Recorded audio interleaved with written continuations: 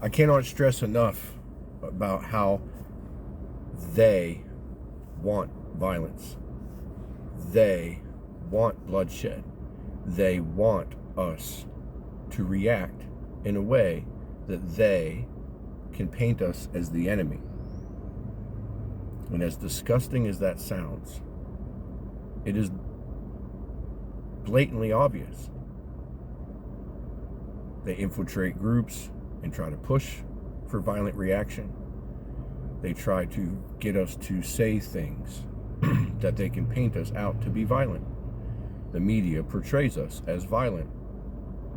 And you have to ask yourself why. Well, first and foremost, it's because all of us are proponents for the Second Amendment, which is self-defense, not violence. We are staunchly nonviolent. And I say we as in patriotic American citizens. Do we have some crazies out there? Yup. But that's everywhere. But the majority, the big voice, are staunchly nonviolent. We believe in self-defense, righteous indignation. But even though we scream from the rooftops in protest of the conditions of our country, the treatment of our citizens, the blatantly corrupt policies and backroom deals, we're actually speaking up for the rights of those that persecute us, prosecute us, discriminate against us, and we pray for those that are actually calling for our death and harm against us.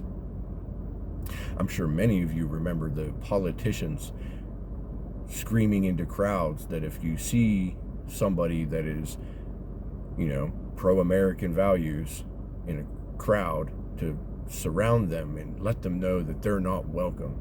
If you see them in a restaurant or a gas station, to basically throw us out and to cause violence against us. We've been threatened. We've been attacked. There were groups burning down our nation.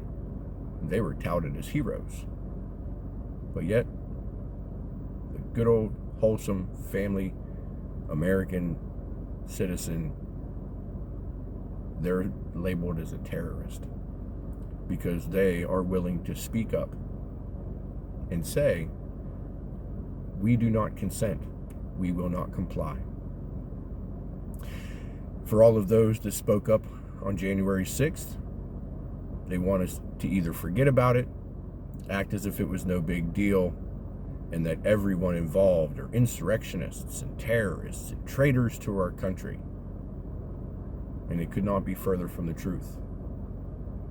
Every single person that is facing the DOJ right now is incarcerated, solitary confinement, being held at home on electronic confinement or under bond, whatever the situation may be.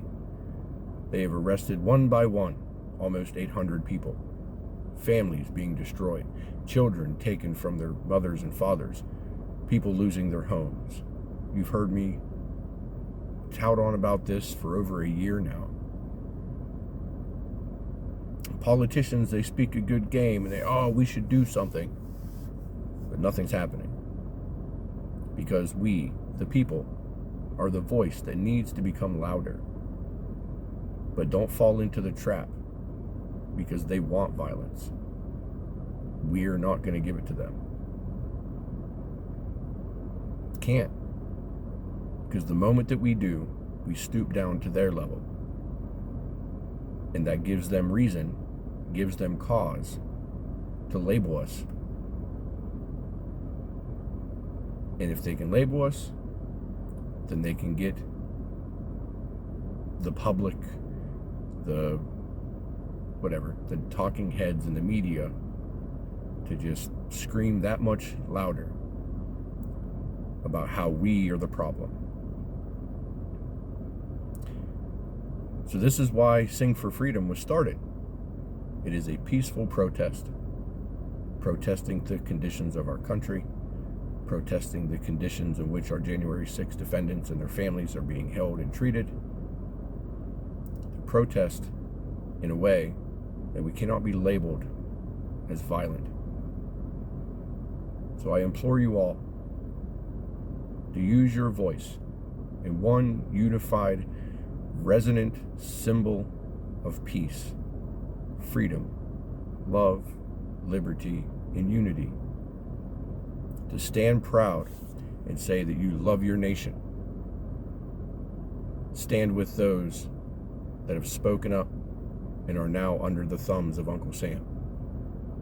Oh, say, can you see by the dawn's early light what so proudly we hailed at the twilight's last gleaming, whose broad stripes and bright stars through the perilous fight o'er the ramparts we watched were so gallantly streaming, and the rocket's red glare, the bombs bursting in air, gave proof through the night that our flag was still there. Oh, say does that star-spangled banner yet wave o'er the land of the free and the home of the brave.